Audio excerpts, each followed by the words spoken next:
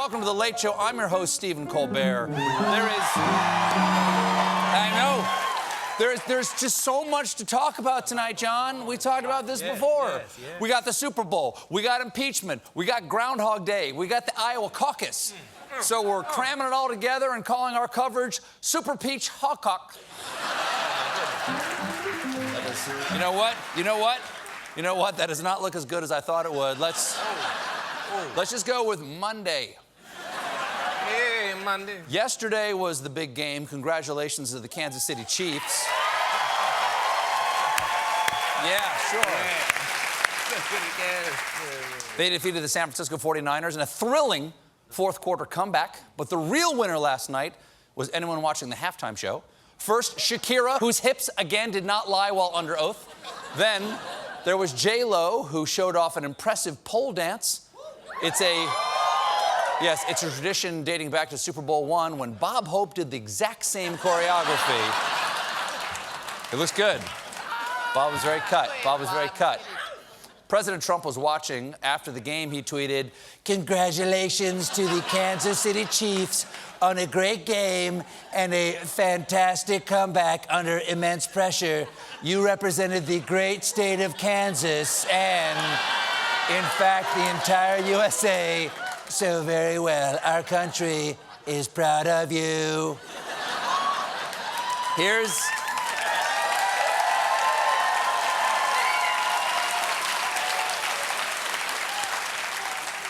Here's the thing you already know. The Kansas City Chiefs are based in Kansas City, Missouri. Oh, I know Missouri. It's the show me state because you have to show me where it is on the map. Is it the one? Let me ask you this. Is it the one that looks like a pork chop? Trick question. They all look like pork chops to me. Now, before the game, Trump sat down for an interview with Fox News host and dumb Bob Squareface, Sean Hannity. Given that it was Super Bowl Sunday, Hannity had football on his, and I'm using this term loosely, mind. What do you love about sports? Well, it's sort of a little bit of a microcosm of life. Football feels just like my life. Everyone's a large, sweaty man. It's sponsored by fast food, and every other country in the world has no idea what the hell we're doing. Why? A lot of brain injury. Are you ready for some football? Trump lathered on. You have winners, you have champions, you have people that you expect to see that final play. You have great coaches like Belichick. You have people that you expect more out of. And oftentimes they produce. Then you have people that you just don't expect they're going to do it, and oftentimes they don't.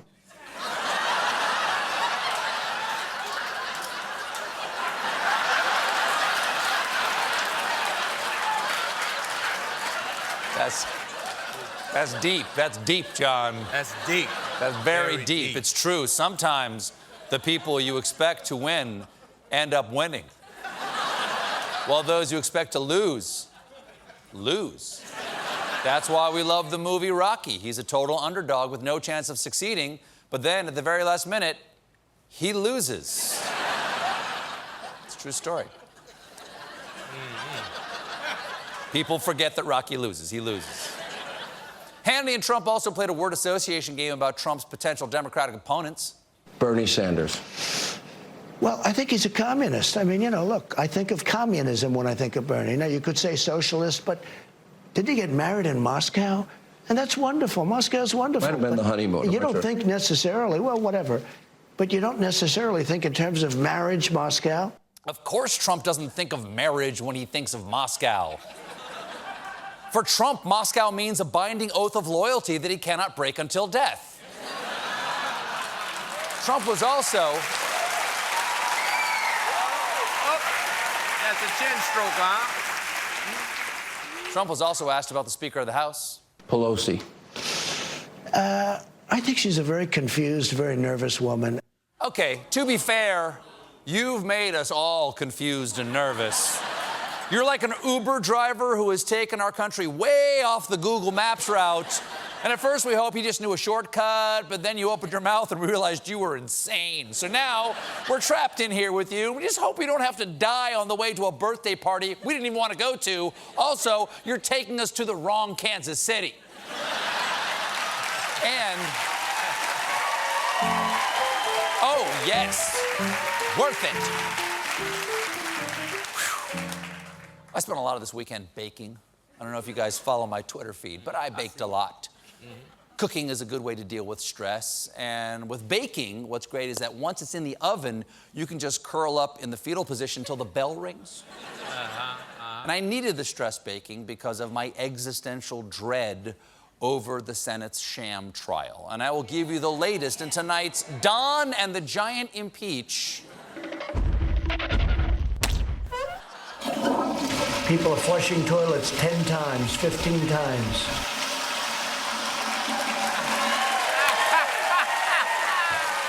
Nice.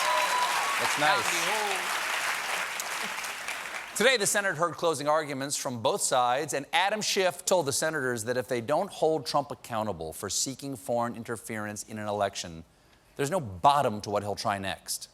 Trump could offer Alaska to the Russians in exchange for support in the next election, or decide to move to Mar-a-Lago permanently and let Jared Kushner run the country. Wow. Wow, not even in Adam Schiff's worst nightmare scenario do Eric and Don Jr. get any responsibility. Quick, Don! God, come quick! Adam, quick, Don! Adam Schiff is talking about who Dad would give power to, and damn it. Does this mean I have to call Jared Daddy now? Now, Schiff called on the senators to do the moral thing and rise above their corrupt leader. I do not ask you to convict him because truth or right or decency matters nothing to him, but because we have proven our case and it matters to you. Truth matters to you. Right matters to you. You are decent. He is not who you are. Though I can understand why they may think they are Trump. Because at this point, it's hard to tell where his ass ends and their lips begin. Now,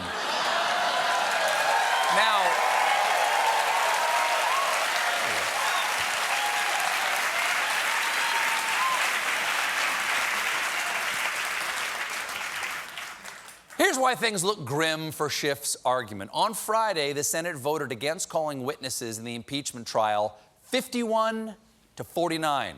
Oof, tough weekend all around for the 49ers. Ever since that vote, Republicans have been coming up with lame excuses, like Alaska senator and woman amazed the cruise ship magician took her pearls. Lisa Murkowski. Senator Murkowski announced on Friday she would be voting against any witnesses, explaining, "I have come to the conclusion that there will be no fair trial in the Senate. I don't believe the continuation of this process will change anything. It is sad for me to admit that, as an institution, the Congress has failed." No, it hasn't. Senate Republicans have failed, and you're one of them. That's the bottom line.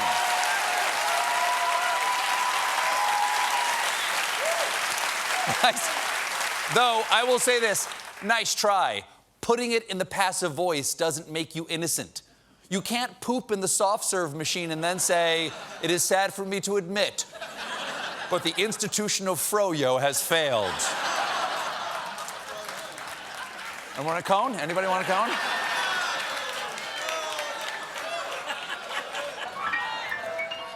We found the line. Now, the other kick in the old democracy was given by Tennessee Senator and worst-case scenario Stephen Colbert, Lamar Alexander. Alexander says he thinks the House proved Trump is guilty. He did what the Democrats accuse him of. But he voted not to have witnesses anyway.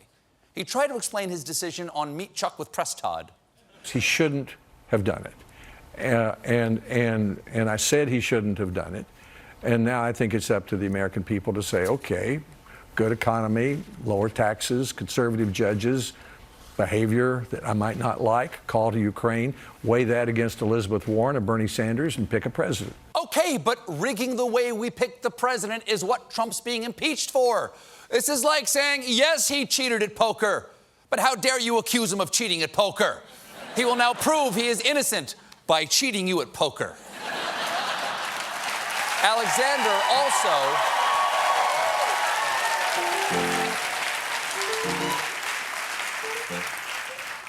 Alexander also had a suggestion for how the president should investigate his political rivals moving forward. What the president should have done was, if he was upset about Joe Biden and his son and what they were doing in Ukraine, he should have called the Attorney General and told him that, and let the Attorney General handle it the way they always handle cases that involve public figures. And why do you think he didn't do that? Maybe he didn't know to do it. Look on the bright side. No. Look on the bright side, Chuck. Maybe the guy with the nuclear launch codes is a complete idiot. Now, we're learning a lot of weird things about Trump's legal team. Take Trump defense attorney and spokesman for Crest Yellow Strips, Alan Dershowitz. Turns out Trump approached Dershowitz to be on his impeachment defense team on Christmas Eve in the buffet line at Mar-a-Lago. How lazy is Trump? Okay, I can't be impeached. I need the best lawyers in this buffet line. Dershowitz, get over here, you're in.